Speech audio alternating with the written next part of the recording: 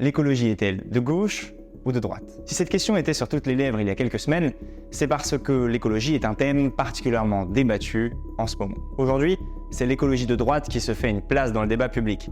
De Valérie Pécresse à Laurent Wauquiez en passant par Jordan Bardella, tous veulent en faire une vraie préoccupation.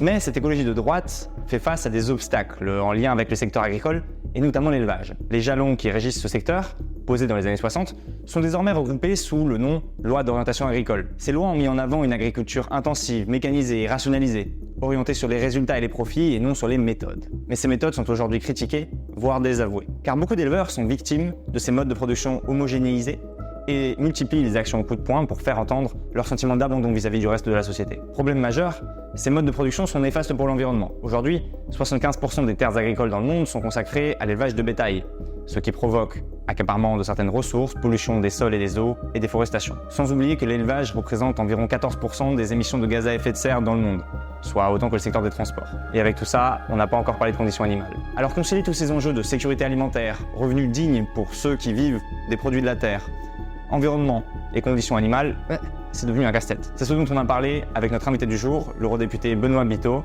J'espère que cette émission vous intéressera. N'hésitez pas à nous le faire savoir en commentaire. Abonnez-vous à la chaîne pour nous soutenir, c'est important. À tout à l'heure. L'État français néglige ses campagnes. Oui. J'aime manger de la viande. Oui. Opposer paysans et banlieusards, ça a du sens. Non. Les citadins ont une image caricaturale des paysans.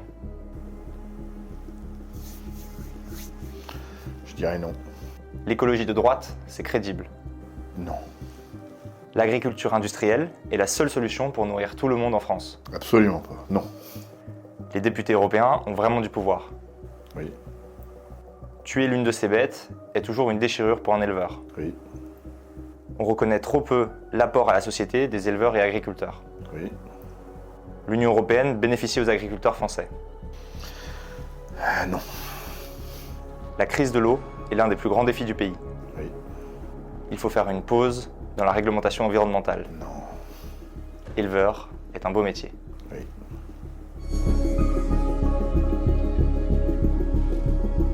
Et on a parfois l'impression que le discours qu'on entend quand on est urbain sur le monde rural, c'est un sentiment de délaissement qui est exprimé où il y a des agriculteurs qui, tous les 3 jours, je crois, il y a un agriculteur en France C'est un par jour.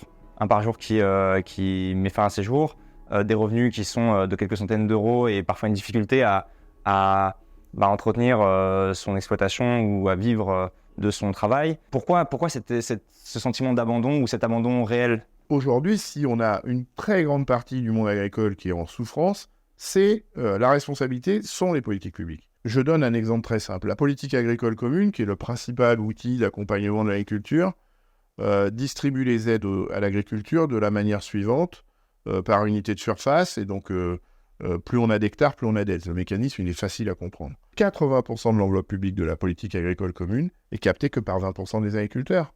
Ce qui veut dire en creux que les 80% d'agriculteurs qui restent doivent se contenter que des 20% de la politique agricole commune. Et donc, cette politique agricole commune qui est là pour soutenir le revenu des agriculteurs est complètement défaillante, déficiente, inopérante pour 80% des agriculteurs. Et c'est dans ces 80%-là qu'on trouve ceux qui vivent avec moins de 350 € par mois, c'est un tiers des agriculteurs, et ceux qui, parce qu'ils sont en grave difficulté économique, parce que le métier qu'ils ont choisi est à la fois passionnant et dévastateur sur leur santé mentale parce qu'ils ne s'en sortent plus, font le choix de mettre la fin à leur jour, et c'est un par jour.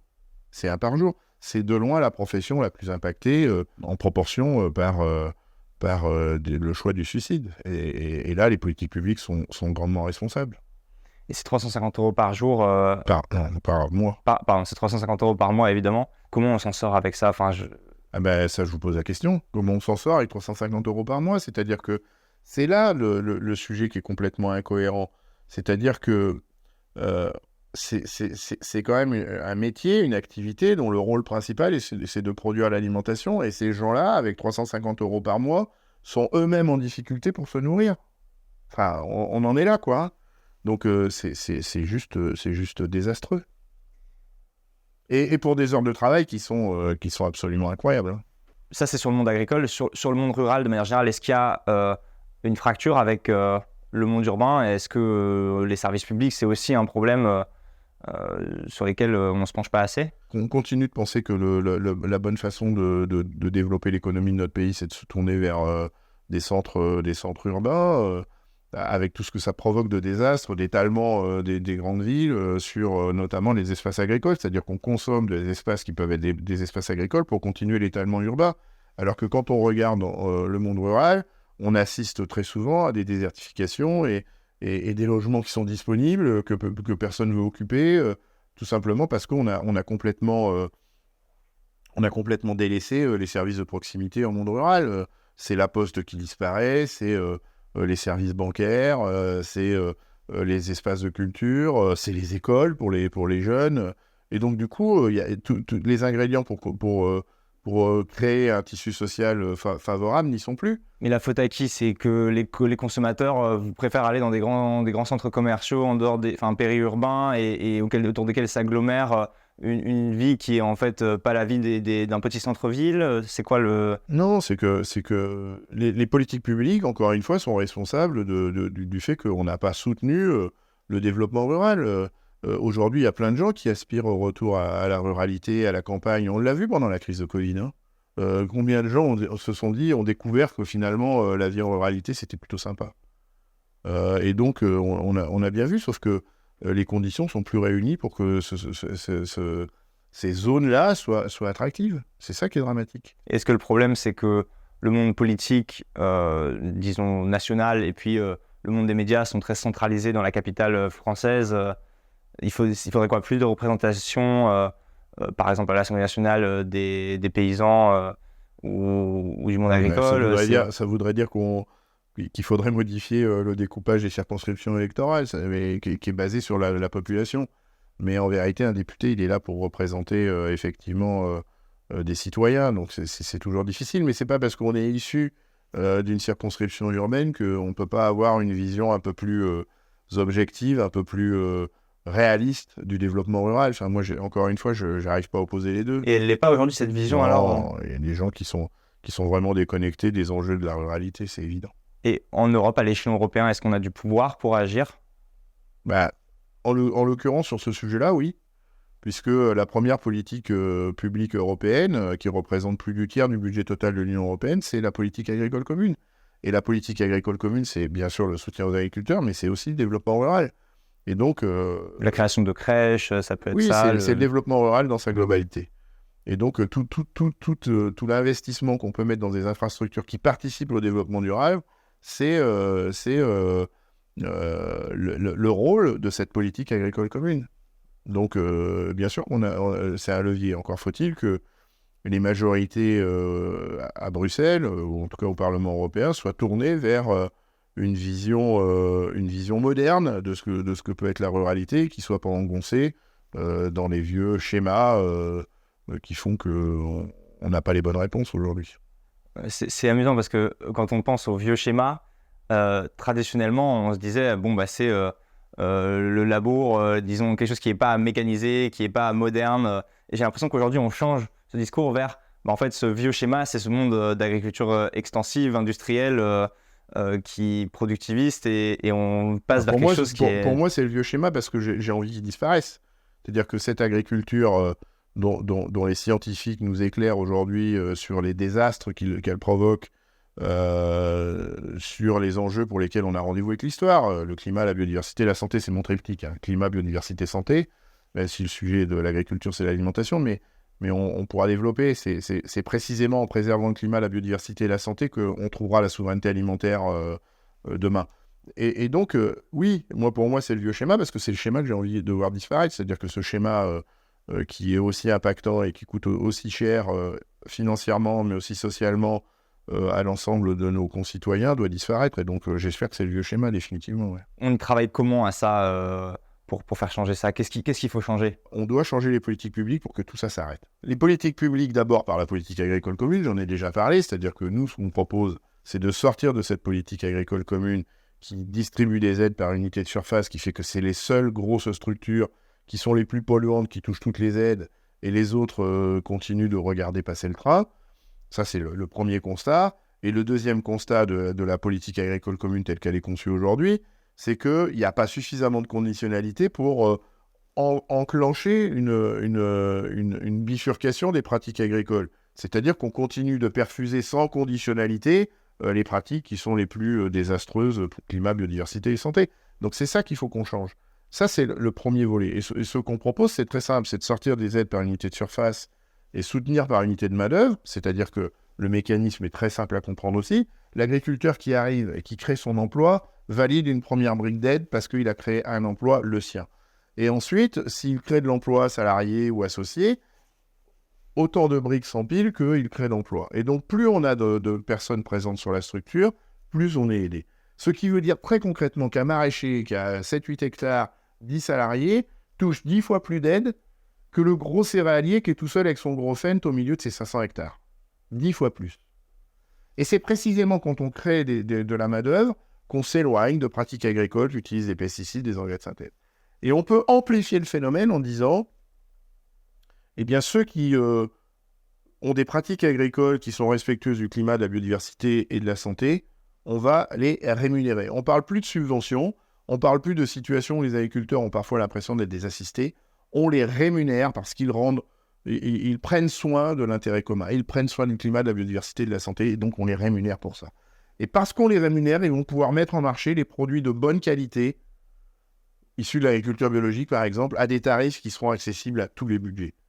Dans quel monde vivons-nous aujourd'hui avec cette politique agricole commune pour continuer de pouvoir dire que seuls ceux qui ont des revenus élevés, confortables, peuvent manger des produits sains et ceux qui ont des revenus modestes doivent continuer de manger des produits pleins de pesticides et d'engrais de synthèse. Enfin, c'est quoi ce monde? Quand on met autant d'argent public sur la table, il faut arrêter avec ça. On peut amplifier le phénomène en utilisant des enveloppes non plus européennes, mais des enveloppes nationales cette fois, qui sont les enveloppes qu'on mobilise aujourd'hui pour réparer les dégâts de ces pratiques agricoles. Ces pratiques agricoles provoquent des désastres sur le climat, la biodiversité, la santé, j'arrête pas de le dire, mais c'est absolument central. Et ça coûte horriblement cher. Ça coûte en France entre 5 fois et 9 fois la PAC. C'est-à-dire qu'on est obligé de mobiliser entre 5 fois et 9 fois l'enveloppe qu'on utilise pour soutenir les agriculteurs pour réparer les dégâts de cette agriculture.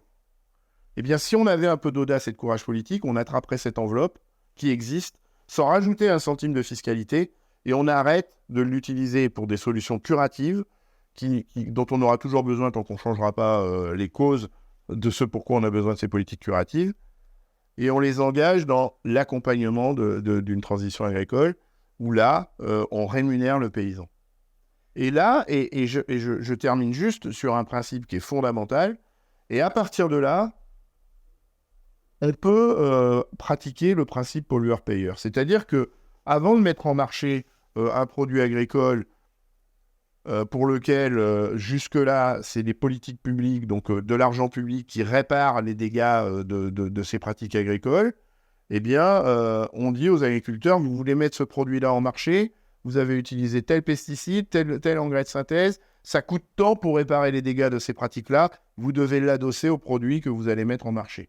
Eh bien, ça reviendrait à mettre en marché une laitue issue de cette agriculture intensive, industrielle, à 27 €. C'est-à-dire qu'aujourd'hui, si on devait payer les laitues au juste prix, s'il n'y avait pas ces politiques publiques qui supportent la réparation des dégâts de cette agriculture-là qui est absolument désastreuse sur toutes les entrées que j'ai l'habitude de citer, il faudrait la mettre en marché 27 €. Et la laitue bio coûte 1 €.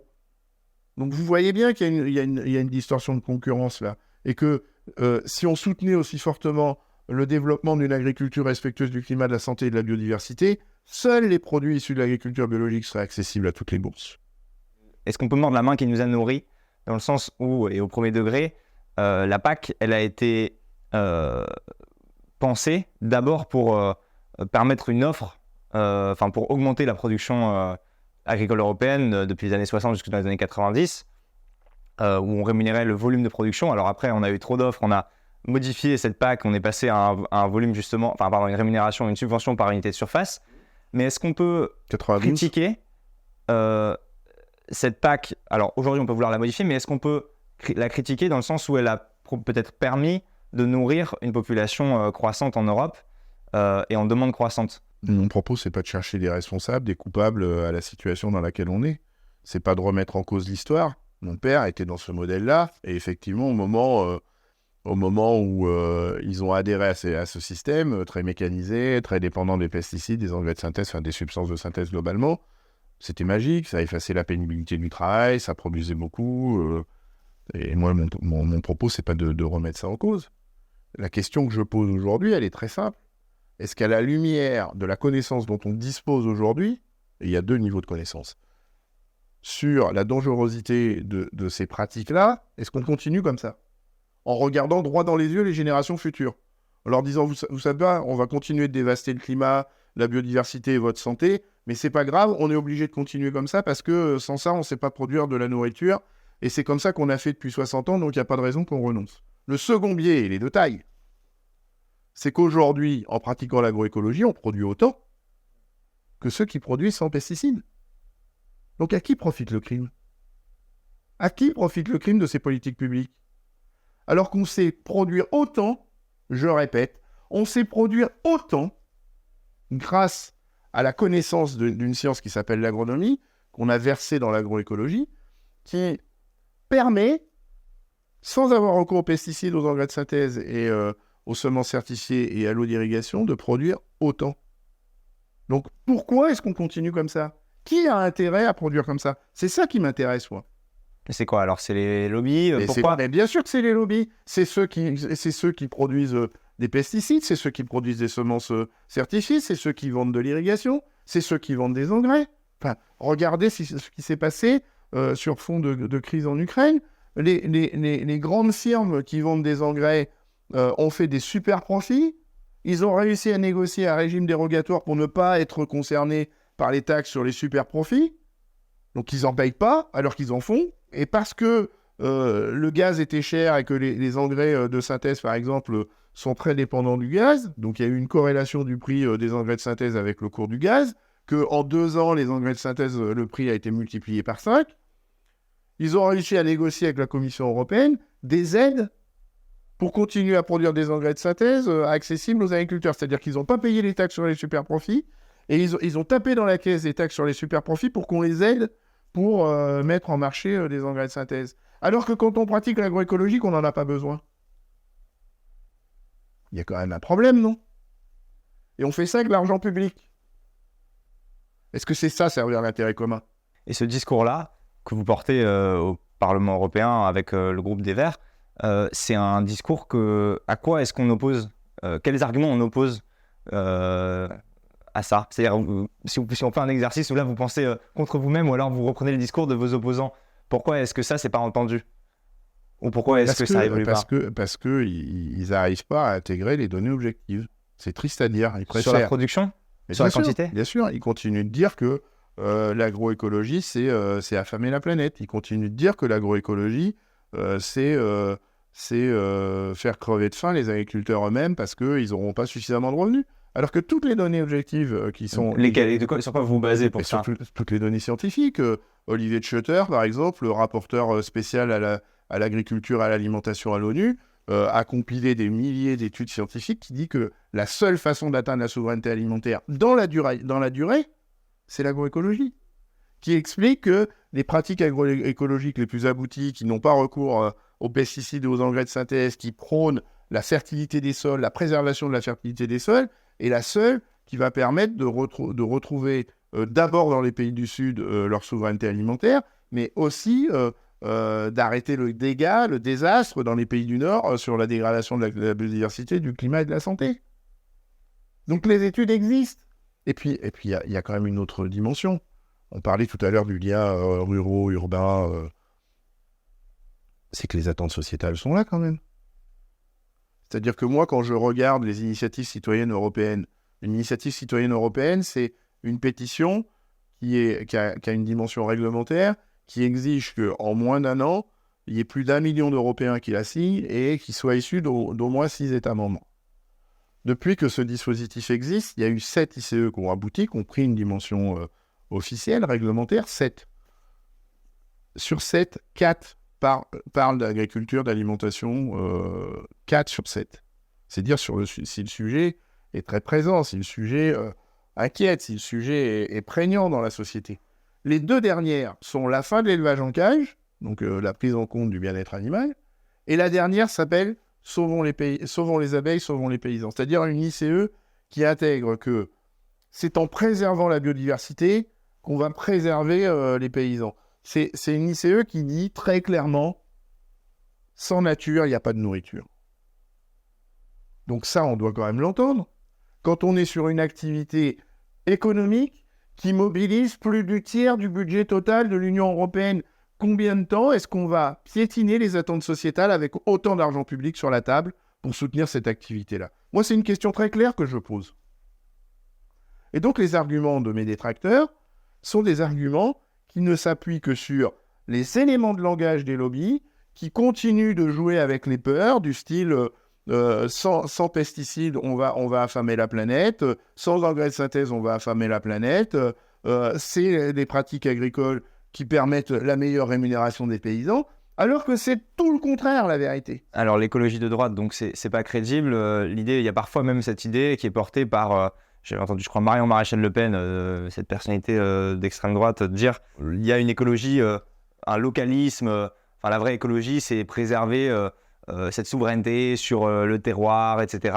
Entretenir cette idée-là, qu'est-ce que vous en pensez? Que c'est une approche partielle, que c'est une approche cloisonnée et que l'écologie, c'est tout le contraire. Et c'est pour ça que ça ne peut pas être de droite. C'est-à-dire que l'écologie, c'est une pensée qui convoque une approche globale. Et donc l'écologie sans le social, c'est du jardinage. C'est ce qu'on dit, il y a cette phrase. Ouais, mais c'est pas faux. C'est pas faux. Mais ça nécessite une approche globale. Ça nécessite d'intégrer les contextes géopolitiques. Ça exige d'intégrer les enjeux climatiques. Je veux bien que Marion Maréchal ou Marine Le Pen ou d'autres, ou Éric Zemmour nous expliquent l'écologie. Sauf que moi, je les vois, les gens qui sont proches d'eux au Parlement européen, je vois ce qu'ils votent. Maintenant, je ne nie pas qu'il y a un réchauffement climatique. D'ailleurs, il me suffit de discuter avec les agriculteurs, vous voyez, dans toute la France, par où tout je passe, et qui me disent « Ah bah oui, là, il y a un réchauffement, là, ça va pas, on a avancé telle récolte, etc. etc. » Donc, vous voyez, évidemment que ça existe. Ça, c'est une première chose. Deuxième chose, moi, j'ai toujours vu que l'homme s'adapterait. L'homme s'adapte, c'est comme ça. Ça ne veut pas dire qu'il ne faut rien faire. Mais l'homme s'adapte à toutes les évolutions du climat, de la terre, etc. Il vote contre la préservation des animaux qui sont transportés vivant dans des conditions sordides. Il vote contre l'idée qu'on puisse porter une stratégie de la ferme à la fourchette qui réduise de 50% les pesticides, les engrais de synthèse et les antibiotiques. Il vote contre le développement de l'agriculture biologique sur notre périmètre. Il vote pour cette PAC qui continue de soutenir le développement agricole délirant qui montre toutes ses limites. Donc, à un moment donné, moi, je veux bien les discours tournés vers l'écologie et se revendiquer de façon péremptoire écologiste, sauf que moi, je regarde les actes. Et quand je vois leurs votes, ça n'a rien à voir avec des votes écologistes. Hein. Absolument rien à voir. D'ailleurs, j'en veux pour preuve qu'ils votent jamais comme nous. Et ça me rassure, d'ailleurs. Ça a du sens pour vous de parler de cruauté animale en tant que Évidemment. éleveur? Évidemment. Et alors tout à l'heure vous disiez j'aime manger de la viande. Comment est-ce qu'on concilie ces choses-là? On a besoin d'activités d'élevage pour faire de l'écologie. Ça, il va falloir entrer ce sujet-là dans le crâne de gens qui pensent que être vegan, par exemple, c'est être écologiste. Moi, j'ai rien compris. C'est pas vrai, être vegan, c'est pas être écologiste? Le véganisme, c'est une pensée philosophique. Sur un débat qu'il ne faut surtout pas occulter, la problématique de la mise à mort des animaux, par exemple. C'est-à-dire que ça, c'est un vrai sujet, et moi qui suis éleveur, j'ai essayé de développer des logiques d'élevage où ça m'arrive le moins souvent possible.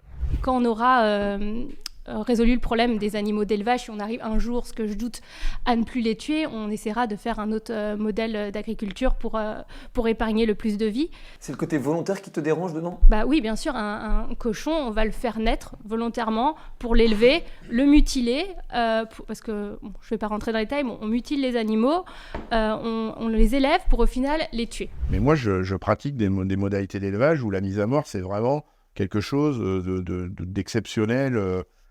Et si je suis devenu éleveur, c'est parce que j'ai repris une structure où il n'y avait plus d'élevage et que pour asseoir un vrai projet écologique, j'avais besoin des activités d'élevage pour être cohérent dans cette approche globale dont j'ai déjà parlé. Pourquoi? Qu'est-ce que ça change d'avoir des animaux?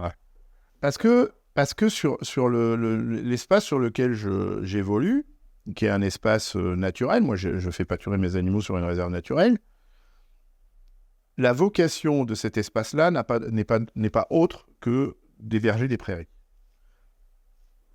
Et héberger des prairies, ça veut dire que le meilleur moyen de les entretenir, en tout cas pour qu'elles préservent les facultés qui sont les leurs en termes de préservation de la biodiversité, d'hébergement de la biodiversité, mais aussi de fonctionnalité sur le territoire. Pour pratiquer une bonne gestion de l'eau, par exemple, il faut que ces prairies soient entretenues par des animaux d'élevage. Parce que quoi qu'on en dise, si ces prairies aujourd'hui sont réputées comme des puits de carbone remarquables, donc, qui luttent contre le climat, qui sont réputés être des lieux exceptionnels d'hébergement de biodiversité, de fonctionnalité sur la problématique de l'eau, c'est parce que ces espaces ont été aménagés par la main de l'homme. C'est des espaces anthropisés.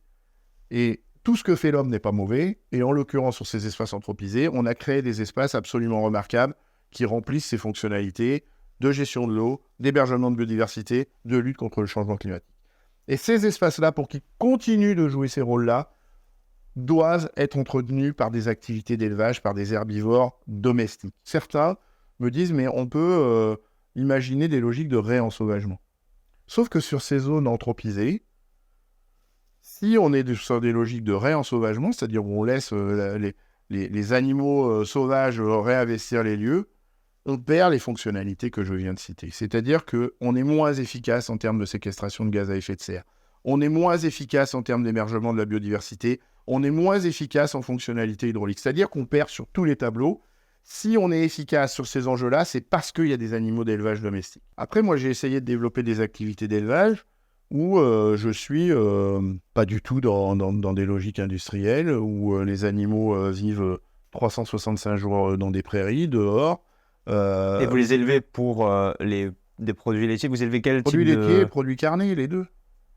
Sauf que... Et l'abattage, du coup, comment ça se passe? L'abattage, c'est une journée par an. Pour moi, je vais à l'abattoir une fois par an. Une seule journée. C'est-à-dire que... Mais il faut que j'explique comment j'ai construit mes modalités d'élevage. Donc déjà, moi, j'élève que des races locales à faible effectif. Donc j'élève des vaches maraîchines, des chèvres poitevines, des chevaux de trait poitevin, des baudets du Poitou et des poules pondeuses de Marans. C'est les 5 espèces que j'élève. Toutes des races menacées. C'est pas anodin, c'est-à-dire que déjà, il y a une dimension patrimoniale. C'est-à-dire qu'on parle beaucoup du patrimoine vivant. Moi, je suis sur une démarche patrimoniale où le patrimoine vivant que je préserve, c'est du patrimoine vivant domestique. C'est-à-dire des races qui ont été les piliers du développement économique à certaines périodes de l'histoire de nos régions. Le beurre AOC Charente-Poitou, quand il est né, au départ, c'était du lait de maraîchine. Aujourd'hui, on continue de parler de beurre AOC Charente-Poitou. Il n'y a pas une goutte de lait de maraîchine dans le lait qui sert à faire du beurre AOC Charente-Poitou. Là, encore une fois, on trompe le consommateur. Donc, un des intérêts, au-delà du fait qu'on est dans la démarche patrimoniale quand on préserve des races locales, c'est qu'il y a une demande de reproducteurs dans ces races-là. C'est-à-dire que moi, quand je fais naître des jeunes femelles, que ce soit des jeunes vaches, des jeunes chèvres, je sais que je vais avoir une demande pour constituer des troupeaux qui vont être dans la même logique que la mienne. Et donc, toutes les femelles, je touche du bois, ce n'est pas là, alors, je touche du bois depuis que je suis éleveur, je n'ai jamais conduit une seule femelle à l'abattoir. Je répète, je n'ai jamais conduit une seule femelle à l'abattoir. C'est-à-dire que toutes les femelles qui naissent chez moi, soit elles restent chez moi en tant que futures reproductrices, soit elles partent pour devenir des futures reproductrices sur d'autres élevages qui sont dans le même état d'esprit que moi. Et la raison pour laquelle j'ai jamais conduit une femelle à l'abattoir, c'est que tous les reproducteurs, et quelques mâles d'ailleurs, tous les reproducteurs que, entre guillemets, je recrute. J'aime bien parler de recrutement, ça n'a rien à voir avec le recrutement d'un salarié, mais quand même, c'est des partenaires dans mon quotidien. Tous les reproducteurs que je recrute sur mon élevage, parce qu'ils vont me donner 15, 16, parfois 20 veaux pour les plus vieilles, me donner 10 lactations pour des chèvres, 15 parfois pour des vaches, je considère qu'à la fin de leur vie, je leur propose de mourir ici, dans mes prairies, au milieu de leurs congénères. Elles meurent de vieillesse, de leur belle mort, au milieu de leurs congénères. Et que je trouve ça parfaitement indécent de vendre une chèvre de réforme que je vais vendre à 12 ans 5 euros. C'est le prix d'une chèvre de réforme. À 12 ans, on vend une chèvre 5 euros pour aller la faire abattre dans un abattoir. Quelle indécence. Donc moi, une chèvre de 12 ans, même si elle me fera plus de lait, même si elle fera plus de chevreaux, elle va mourir à côté des autres au milieu de la prairie. Et j'assume parfaitement faire ça. Et donc moi, je me revendique éleveur parce que je propose cette façon de voir les choses. Et surtout, je suis éleveur pour entretenir des espaces qui sans élevage, perdent de leur fonctionnalité. Et donc voilà, c'est ça le truc. Sauf que dans ce système-là, et c'est là où on vient sur la production de viande, je fais naître aussi des mâles parce que je suis dans des pratiques d'élevage naturel. C'est-à-dire que mes vaches, elles deviennent gestantes parce qu'elles ont rencontré un taureau. Il n'y a pas d'insémination artificielle chez moi. Mes chèvres, elles viennent en chaleur et c'est un bouc qui fait qu'elles rentrent en gestation. Ce n'est pas une insémination artificielle. Mes jeunes, mes veaux, mes chevreaux sont sous la mère jusqu'au sevrage. C'est-à-dire qu'il n'y a jamais d'arrachement là, du petit de sa mère. Moi, quand je prends du lait, c'est ce que me laissent les petits. C'est-à-dire qu'une fois que les petits se sont nourris, eh bien moi, je récolte ce qu'ils me laissent. Voilà, c'est ça ma logique. Et cette logique-là, elle marchera à grande échelle sur aussi tout Et le oui, monde. parce tout le qu'en monde plus, pourra c'est faire la même chose. économiquement plus pertinent. C'est-à-dire que, je prends le dernier exemple. L'exemple de retirer les jeunes à 5 jours, là, c'est-à-dire on les laisse prendre ce qu'on appelle le colostrum, le premier lait, qui les protège, qui les immunise des éventuelles attaques parasitaires. Tous les éleveurs font ça. Et à 5 jours, on arrache le petit de sa mère pour avoir le maximum de lait dans la lactation. Sauf qu'à partir du moment où on a enlevé à 5 jours un veau ou un chevreau de sa mère, ça veut dire que pour qu'il continue de vivre, il va falloir le nourrir. Et on va le nourrir avec du lait en poudre qu'on va acheter et qui va exiger beaucoup de temps de travail. Et donc ça, ça a un coût. Ça a un coût en main-d'œuvre, ça a un coût en matière première. Alors que quand on laisse le veau ou le chevreau sous la mer, il se débrouille tout seul. Et donc moi, j'y passe pas de temps. Il se démerde très très bien sans moi. Et j'ai zéro investissement. J'ai pas besoin d'acheter du lait en poudre.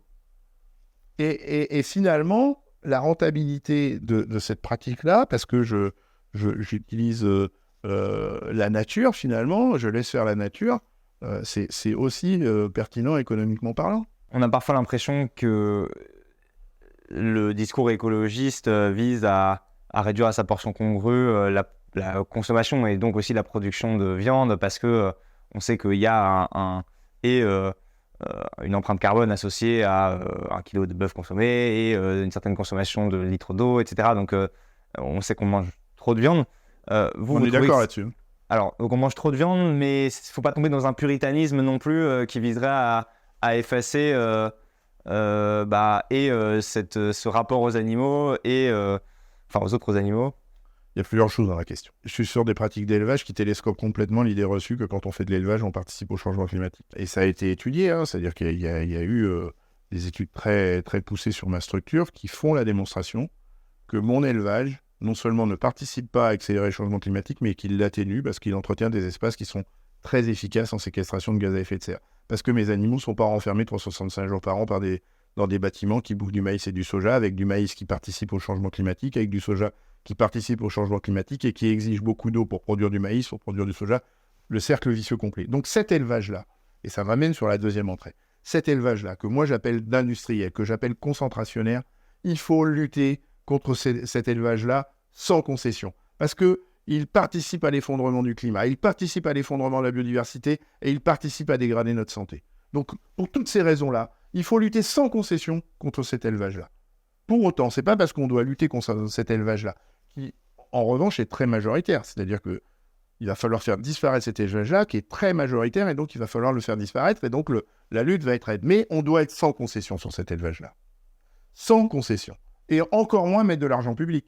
C'est-à-dire que là, ils font partie de ceux qui mobilisent beaucoup d'argent public de la PAC.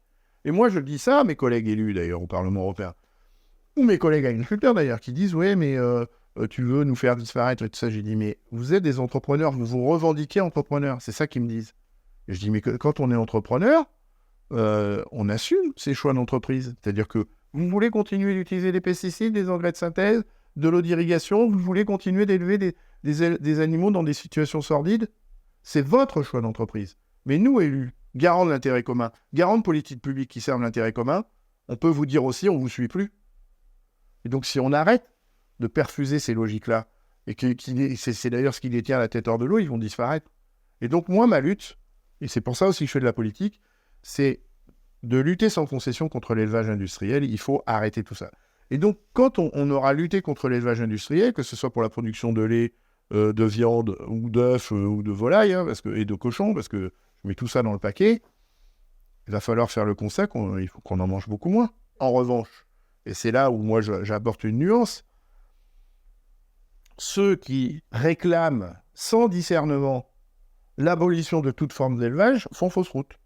Parce qu'on aura besoin, sur les zones humides, sur les zones de montagne, d'activités d'élevage qui entretiennent des espaces remarquables, puis qui participent à l'atténuation du changement climatique, qui participent à l'hébergement de biodiversité et qui participent à préserver aussi notre santé parce qu'on recule les risques de zoonose par l'entretien de ces espaces-là. Enfin, il y a plein d'enjeux. Et les raisons pour lesquelles il faut continuer à avoir des activités d'élevage, c'est uniquement ces questions de lutte contre l'effondrement écologique, ou est-ce qu'il y a aussi, on peut se dire, on a envie de conserver une gastronomie française, par exemple, autour de ça Ah, je sais pas, je l'aurais pas pris comme ça. Mais est-ce que ça, c'est valable comme argument? L'argument gastronomique, c'est pas celui que j'utilise.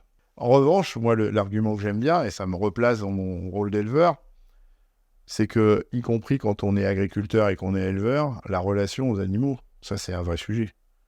La relation aux animaux d'élevage, on dit souvent que quand on parle d'éleveur, c'est l'homme qui élève les animaux. Et moi, j'inverse ce truc. Je dis que quand on est éleveur, la relation à l'animal est un lien qui nous élève, nous, les êtres humains.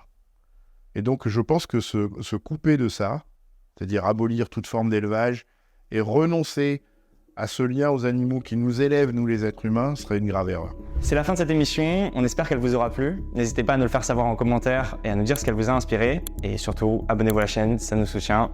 On se voit très vite.